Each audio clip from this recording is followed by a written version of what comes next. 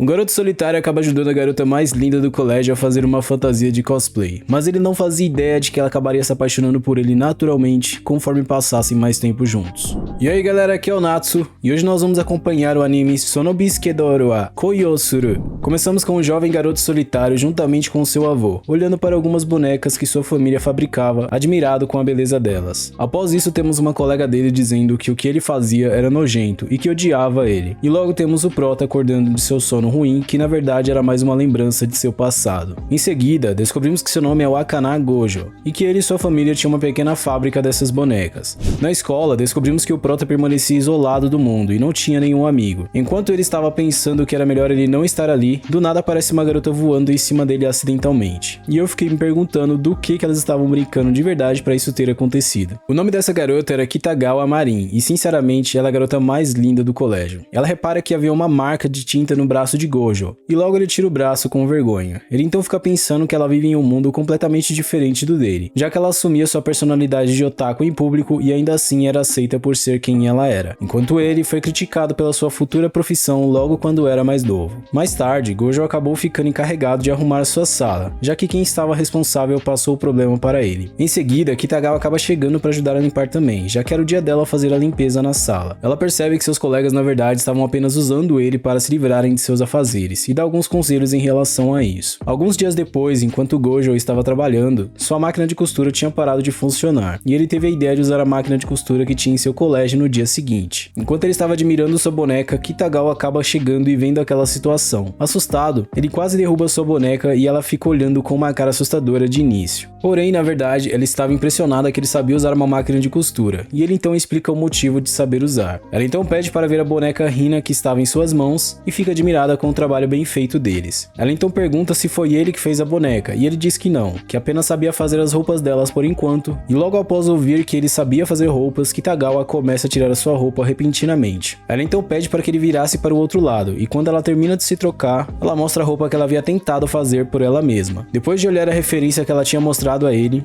começa a fazer várias críticas em sua fantasia de cosplay, o que a deixa bem para baixo. Após perceber o que ele havia falado, ele começa a pedir desculpas, e em seguida ela revela que gosta de fazer cosplay, que é se vestir de algum personagem de anime ou jogos que você goste. Após isso, ela pede ajuda do prota para fazer aquela fantasia para ela, e quando ele afasta um pouco a mão dela, ela já esperava pelo pior, porém não aconteceu como ela esperava, e o prota então decide ajudar ela em seu objetivo de fazer aquela fantasia. Kitagawa menciona então o nome do jogo que ela queria fazer cosplay, e descobrimos que na verdade era de um jogo meio pesado para maiores de idade. Após eles se resolverem, ela dá um pequeno livro onde ensinava a fazer os cortes dos cosplays e até mesmo a como usar a máquina de costura. E ele fica se perguntando como que ela não tinha conseguido fazer a roupa, mesmo tendo um livro tão didático como aquele. Ele menciona que primeiro eles precisariam tirar as medidas dela, e deixariam para fazer isso na segunda-feira, já que naquele dia era sexta-feira já. No dia seguinte, alguém estava tocando a campainha do nosso prota, e quando ele abre, era Kitagawa que tinha decidido fazer uma visita para ele. Ela se convida para entrar em sua residência e deixa um cheesecake enquanto já entrava em sua casa. No quarto do prota não demora para que ela pedisse para eles começarem a tirar as suas medidas logo, e de início ele fica meio receoso, já que ela precisaria estar de roupas íntimas para isso. Porém ela já tinha ido preparada para a situação e tinha vestido um biquíni por baixo de sua roupa. O prota então decide começar a tirar as medidas de Kitagawa, porém acaba passando por maus bocados tentando se segurar. Logo ele decide levar as coisas um pouco mais a sério, e quando estava acabando faltava tirar as medidas do busto dela, o que seria seu maior desafio até então. Após isso, ele foi tirar as medidas das pernas dela, e ele acaba tocando sem querer em algo que não deveria. Quando ele pergunta se estava tudo bem, ela começa a disfarçar, e ele acha que ela estava apenas com calor, mas na real sabemos o que tinha acontecido e onde que ele tinha tocado acidentalmente, né? Quando ele menciona que ele precisava de algumas referências para poder fazer a fantasia, ela entrega os 2 jogos para maiores de idade para que ele pudesse jogar por ele mesmo e pegar as referências. Quando ele percebe realmente a situação em que estava, seu dragão estava lutando para sair da prisão dentro de sua calça, e ele acaba então tentando disfarçar, não deixando isso aparecer. Mais tarde, o prota estava jogando o joguinho proibido, e seu avô chega e vê aquela cena. Ele então age como se aquilo não fosse nada, e continua jogando como se aquilo fosse super normal. Após isso, nosso prota estava sonhando com sua amada vestida da personagem que ela queria fazer cosplay, e digamos que as coisas começaram a esquentar um pouco demais em seu sonho, e logo ele desperta de seu paraíso. Quando ele vai dar uma bisu no seu dragão, ele percebe que as coisas haviam saído de seu controle naquele momento.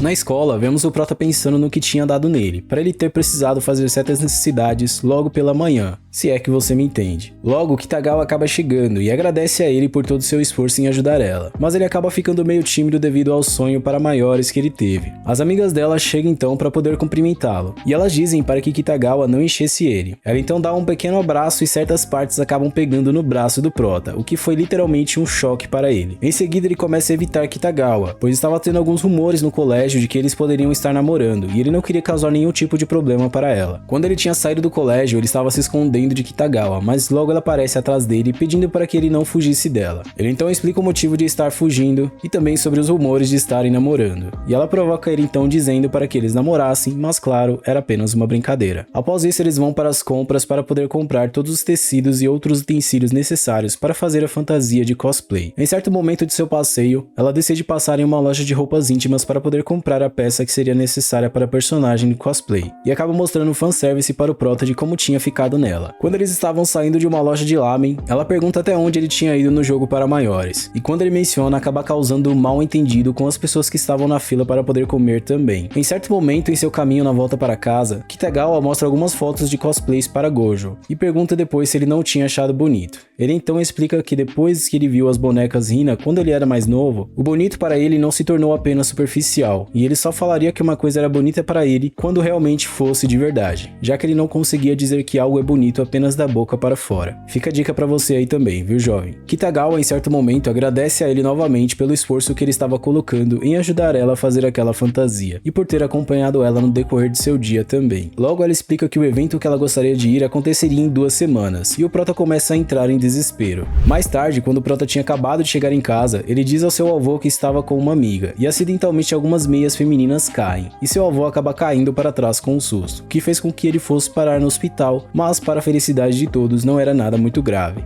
No dia seguinte no colégio, Kitagawa sugere para que eles pegassem o contato um do outro, assim seria mais fácil para eles se comunicarem. Nos dias seguintes, começaram a aparecer diversos empecilhos para o prota, desde provas a até receber um visitante do exterior para ver as bonecas que sua família fazia. Em certa noite, Kitagawa tinha ido visitar Gojo, mas como as luzes de sua casa estavam todas apagadas, ela tinha pensado que ele não estava por lá, mas na verdade ele só não estava se sentindo bem. Por ele não ter conseguido dormir muito nesses dias, e por não ter conseguido fazer nada das roupas da Kitagawa ainda, ele começou a se perguntar se realmente ele servia para aquilo, e o que ele faria se não conseguisse realizar os seus objetivos. Até que então ele teve uma pequena crise existencial e começa a chorar por causa disso. Porém, não demora muito para que ele pudesse se recuperar e decidir levantar a cabeça mais uma vez. Naquela noite então ele voltou a pegar na fantasia de Kitagawa, e no dia seguinte ele tinha conseguido concluir ela. Ele tinha pensado que ela queria ir com a fantasia exatamente no dia do evento que ela tinha dito, mas ele tinha entendido as coisas errado. Após o choque, ele fica aliviado por tudo aquilo, já que ele estava preocupado de que não conseguiria terminar a tempo, e Kitagawa começa a chorar bastante em seguida, onde confessa que ela estava bem preocupada com ele, já que ele estava sempre indo visitar o seu avô e ainda tinha outras coisas para resolver, e também fazer a roupa dela ainda. Ele então acalma ela e decide ajudá-la a se vestir da personagem que ela queria. Depois de um tempo, ela estava pronta e arrumada, do jeito que ela queria, e fica muito feliz com o resultado final. Após isso, eles decidem tirar algumas fotos para poder postar na internet, e em seguida, Gojo e Kitagawa decidem ir para um evento de cosplay, onde o prota acaba ficando meio tímido demais por algumas pessoas estarem olhando para ele.